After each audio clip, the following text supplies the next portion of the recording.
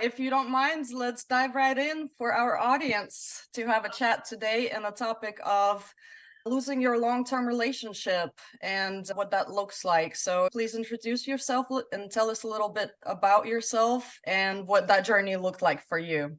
Sure. So my name is Stephanie McPhail, and I specialize in helping women heal after divorce or a breakup. And I have been featured on all sorts of different summits. I have a podcast called Toxic Love Transformation.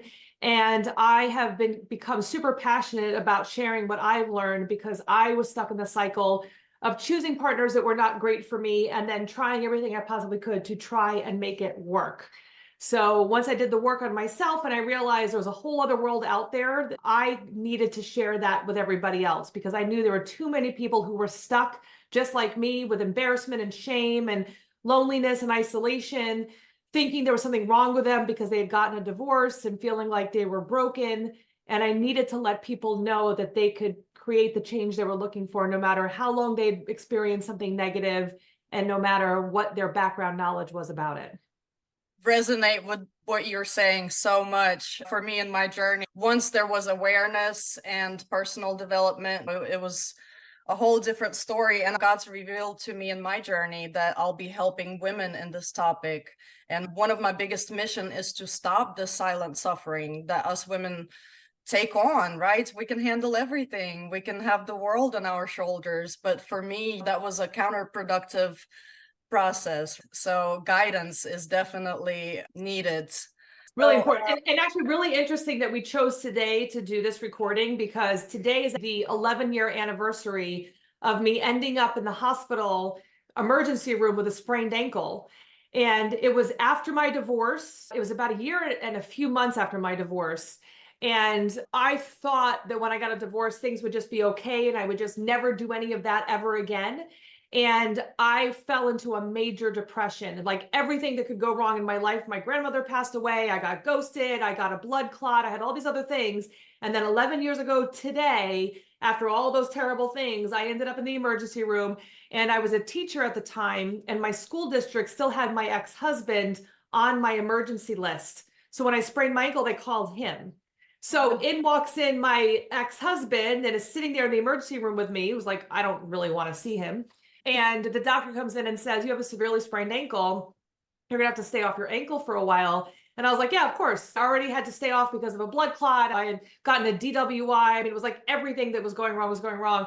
And I heard this voice that was as clear as day that said, you need to be your own knight in shining armor and you have to make the changes yourself. And I heard it, I mean, so clearly. And I realized in that moment that I had thought the whole time I could figure it out on my own because I was smart. I was a professional. I was used to being successful in other areas of my life. But I knew that whatever I had done kept getting me here. I kept ending up in this toxic place where I didn't feel valued. I ended up with people that I was trying way harder to make the relationship work than they were. And I was doing way more for myself than they ever were.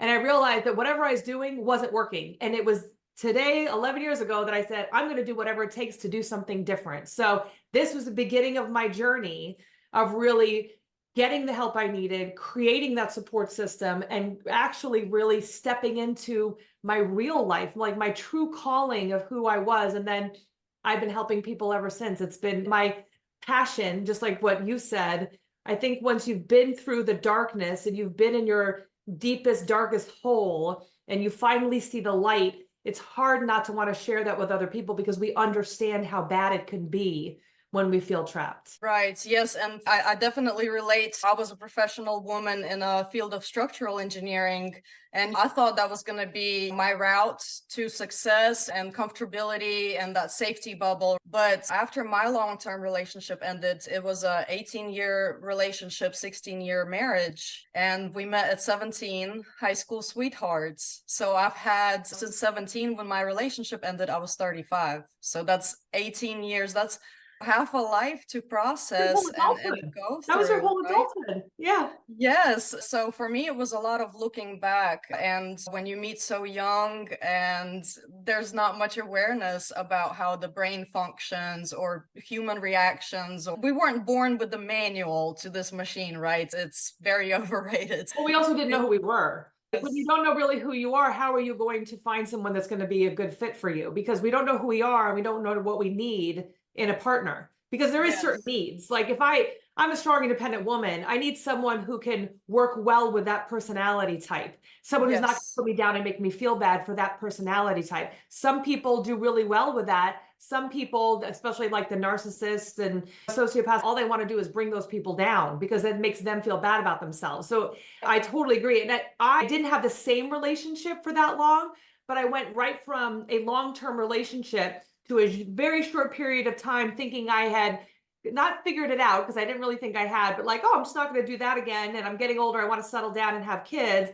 And so like a 6 month, 8 month until I got right away into another relationship, didn't do the healing. And I was used to being in relationships. So I went automatically back into one. And so basically from 19 until same thing was like 35 is when I It's a finally got cycle. same thing. And I don't know how you felt because I was the one who made the decision. But I remember thinking, wow, I'm old. Like, am I ever going to be able to do the things that I wanted to do? Have I wasted too much of my life? Is there anything better out there for me? But even with that fear that I had, I knew that whatever I could create differently was going to be better than whatever I had experienced. Even if there was only the small chance of it happening, at least I was giving myself the chance. Staying where I was meant repeating the same things I had always done. And I already knew how that worked out, and it was killing me. It was making me sick. It was making me less of myself. I mean, in so many different ways. And I just knew I wasn't living my full life by living that way. Right. For me, there was a little bit of that narcissistic type of relationship, but without awareness, there was only love. So with love and thinking that it's together forever, that marriage on my end is looking like I'm supposed to do everything in my power to keep that relationship going and flowing. But I realized that there was something wrong a little down the line, and that love wasn't feeling like enough anymore. It was different. And like I said, without awareness on something like that, or your underlying issues from childhood or preconditioning, right? Everything comes from somewhere and it goes somewhere. Well, at 17, I wasn't thinking like that. I didn't know that. And, You're you just know, having like I fun. said, it was based on love, Yeah. right? Love's going to keep us going forever. But at 17, your thoughts are different than what they are at 35. You know, Yes. when I was with my first long-term relationship, like I bought a house really young. So we were the house that everyone had parties at. We'd go into New York City and go to clubs until 7 o'clock in the morning. And he was really fun for those things. Like we had a really, really good time, but he wasn't good at like real life issues. So like when his father passed away, he became a different person. And then I stayed trying to think that it was going to go back to what it was before, but he just couldn't handle real life issues. And then Yes. my first husband, he couldn't handle any of the things. Like he was just trying to avoid, and there's the bits of fun that we did have ended up being ruined by him having temper tantrums. And my first husband was physically abusive. He actually strangled me on our wedding night. And because I believed that once you get married, you stay married, I stayed and tried to figure out what was I doing wrong so that I could fix and change and become the person that he wanted me to be so that I could keep the marriage going. But that's not what marriage is supposed to be. It's not supposed to be about changing who you are to fit the mold of somebody else. It's really about stepping in. And this is what it's so beautiful about finding that relationship when you're older, is because if you've done the work and you've gotten to know who you really truly are, then you're more aware of you.